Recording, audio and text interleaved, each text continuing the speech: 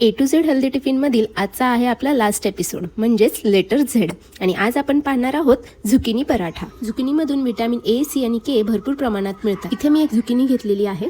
त्याचा खालचा आणि वरचा भाग कट करून आपल्याला ती बारीक किसणीने किसून घ्यायची आहे. त्याच्यामध्ये 1 कप गव्हाचे पीठ, चवीप्रमाणे मीठ, पाव चमचा हळद, 1 चमचा तीळ आणि बारीक चिरलेली कोथिंबीर घालून त्याच्यामध्ये आपल्याला 1 चमचा ऑलिव्ह ऑइल आणि लसूण, अद्रक आणि कोथिंबीरीची पेस्ट ॲड करून छान आपल्याला त्याचे पीठ मळून घ्यायचे आहे.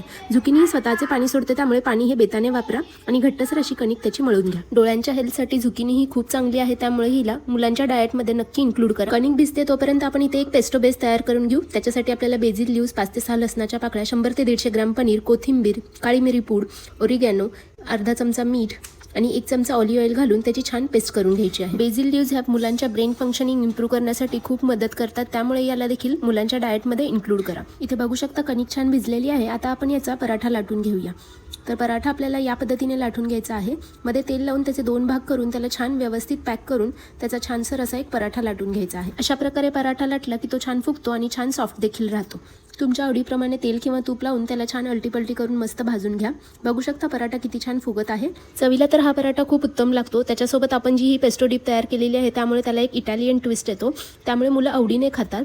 टिफिनला देताना तुम्ही हा डीप पराठ्यावर स्प्रेड करून सर्व करू शकता, त्यामुळे मुलं इझिली तो रोल खाऊ शकतात. कशी वाटली रेसिपी नक्की कळवा. थँक्यू.